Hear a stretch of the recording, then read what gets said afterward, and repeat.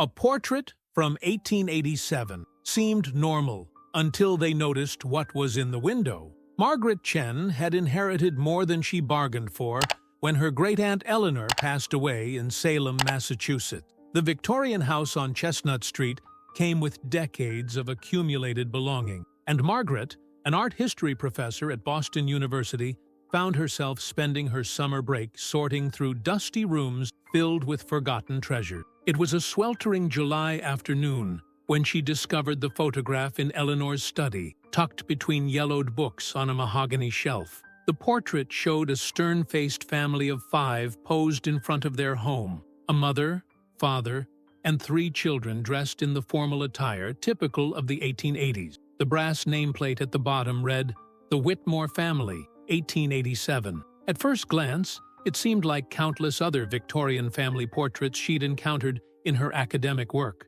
The sepia tones had faded, but remained clear enough to make out their serious expressions, the elaborate dress of the era, and the modest wooden house behind them. Margaret almost set it aside with the other historical curiosities, but something made her pause. There was an unsettling quality about the image that she couldn't quite place, a tension in their faces that went beyond the typical solemnity of 19th-century photography. Margaret carried the photograph to Eleanor's antique desk by the window, where the afternoon light would give her a better view. As a professor specializing in 19th-century American art, she had trained herself to notice details that others might miss. She pulled out the magnifying glass she always kept in her bag and began examining the portrait more closely. The family members were arranged in the standard formation of the era, the father standing behind his seated wife, their 3 children positioned around them. Their clothing indicated middle-class prosperity. The mother wore a dark dress with intricate buttons.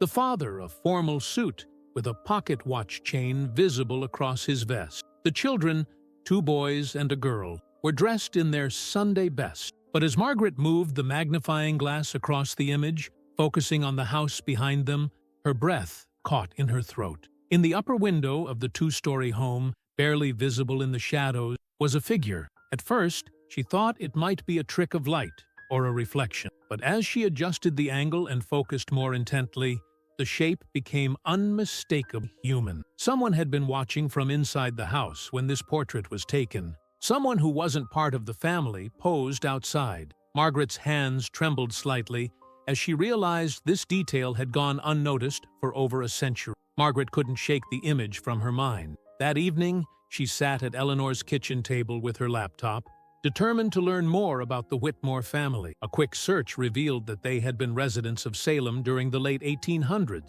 but beyond basic census records, information was scarce. She decided to visit the Salem Historical Society the next morning. The librarian, Mrs. Patricia Hawthorne, had worked there for 30 years and knew the local archives better than anyone. When Margaret showed her the photograph, Mrs. Hawthorne's expression grew thoughtful. "The Witmores," she mused, adjusting her reading glasses. "I remember that name from some newspaper clippings we have in our collection. There was some sort of tragedy involving the family, if memory serves. Give me a moment to check our files." While Mrs. Hawthorne disappeared into the archives, Margaret studied the photograph again under the library's bright fluorescent lights. The figure in the window was clearer here, definitely a person, though their features remained indistinct. The positioning suggested they had been deliberately hidden, watching the family's photo session without their knowledge. Mrs. Hawthorne returned with a manila folder containing several yellowed newspaper clippings from the Salem Evening News, dated between 1887 and 1888. "Here we are," she said. "The Witmore family was involved in quite a scandal back then." Margaret's heart raced as she read the headline of the first clipping. "Local family disappears without trace. Salem authorities baffled." The article, dated October 15, 1887, reported that the entire Witmore family had vanished from their Chestnut Street home, leaving behind all their possessions and no forwarding address. According to the report, neighbors had noticed the house had been dark for several days. When the local sheriff investigated, he found the front door unlocked, breakfast dishes still on the table, and beds that appeared to have been slept in recently. There were no signs of struggle, no ransom demands, and no explanation for their sudden departure. A follow-up article from November 1887 revealed that investigators had questioned everyone in the neighborhood, but no one had seen the family leave. The mystery deepened when it was discovered that Thomas Witmore had withdrawn a significant sum of money from the Salem Savings Bank 3 days before their disappearance, enough to support a family for several months. Mrs. Hawthorne pointed to another clipping from December 1887. "This one mentions something interesting," she said. The article reported that several neighbors had claimed to see lights in the Witmore house weeks after the family's disappearance, and some insisted they had glimpsed figures moving behind the curtain. However, when authorities investigated these reports, they found the house empty each time. Margaret studied the photograph again, her mind racing. Could the figure in the window be connected to the family's mysterious disappearance? Determined to uncover more about the mysterious figure, Margaret spent the next several days diving deeper into the archive. She discovered that the Witmore house had remained empty for nearly 2 years after the family's disappearance, before being sold to settle debts. The new owners reported strange occurrences: cold drafts in certain rooms, doors that seemed to open and close on their own, and the persistent feeling of being watched. Margaret found this information in the personal diary of Anna Pemberton, who had purchased the house in 1889. Anna's entries, preserved in the Historical Society's collection, painted a picture of a woman increasingly unsettled by her new home. One entry from March 1889 particularly caught Margaret's attention. "I cannot shake the feeling that someone else occupies this house with me. Yesterday, while hanging laundry in the garden, I glanced up at the second-floor window and could have sworn I saw a face looking down at me.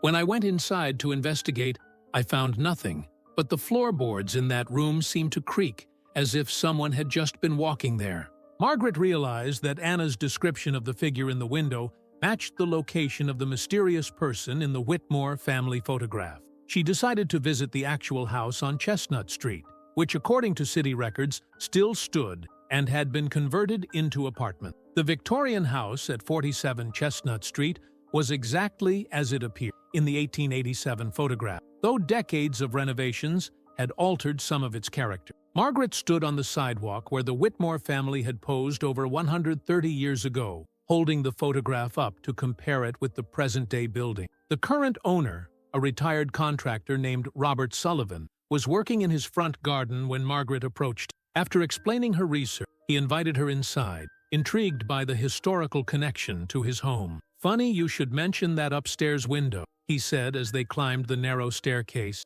"That room has always been problematic. The temperature is different from the rest of the house, always cooler, even in summer.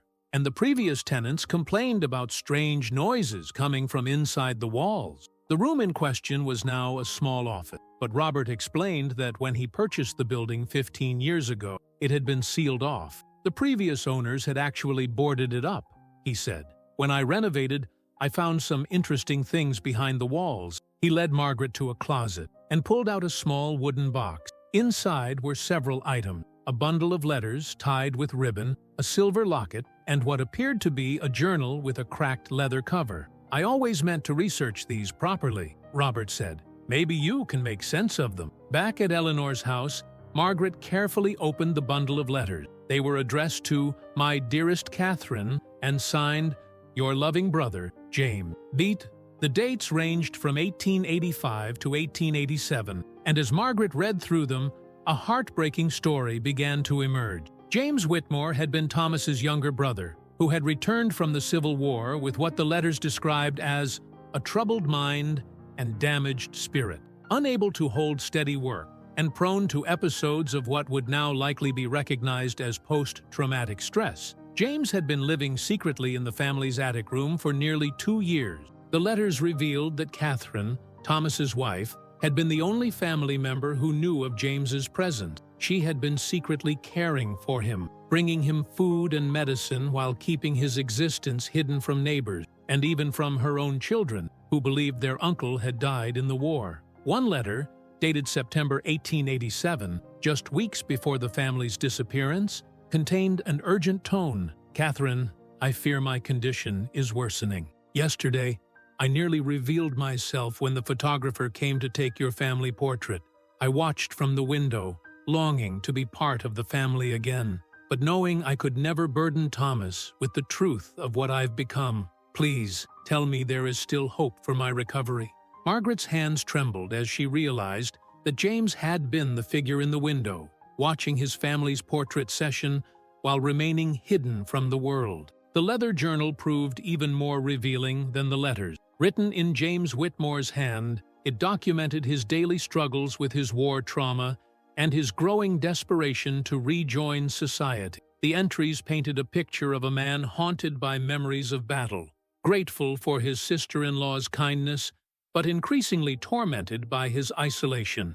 The final entries, written in October 1887, revealed a shocking truth. James had overheard a conversation between Thomas and Catherine about sending him to an asylum, not out of cruelty, but because they believed professional help might cure him. Terrified by this prospect, and having witnessed the horrific conditions at such institutions during his military service, James made a desperate decision. The last entry, dated October 14, 1887, read, "I cannot bear to be the cause of my family's ruin any longer. Tomorrow, I will leave this place forever, but I cannot go alone, knowing that Thomas will blame Catherine for keeping my secret.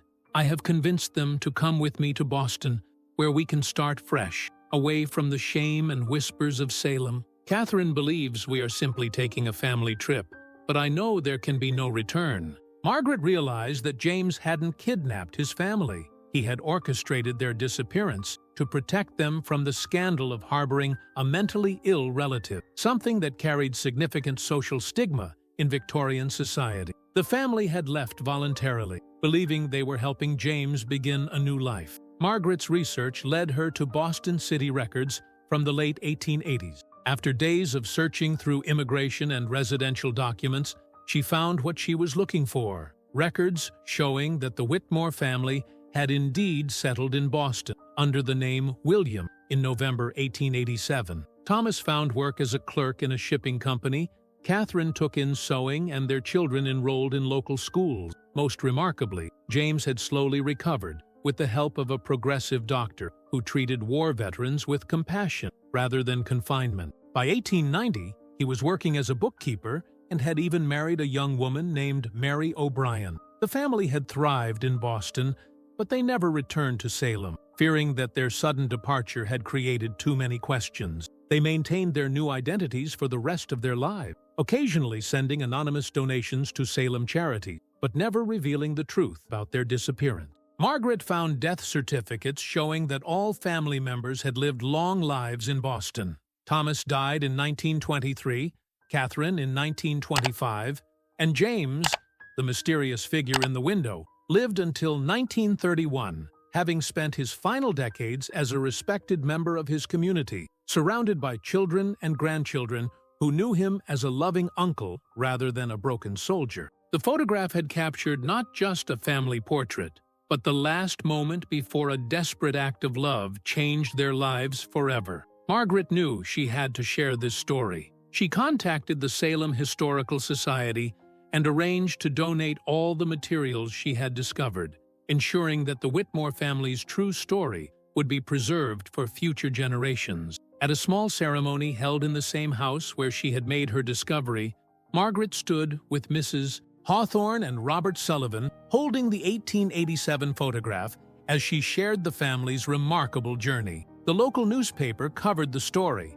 and several descendants of the Witmore family, who had been living in Boston under their adopted surname, came forward to reclaim their ancestors' history. The figure in the window was no longer a mystery, but a testament to the power of family loyalty and the courage it takes to start over. James Witmore, once hidden in shame, was finally recognized for what he truly was: a war veteran who had struggled with trauma, and a brother whose family loved him enough to sacrifice everything for his chance at healing. Margaret carefully placed the photograph back in its frame, but this time she positioned it where the afternoon light would illuminate the window where James had stood.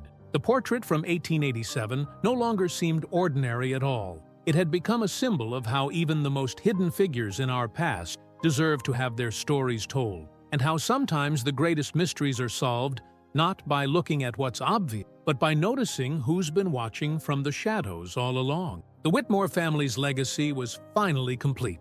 Their disappearance no longer a mystery, but a testament to love, sacrifice, and the unbreakable bonds that tie families together across time.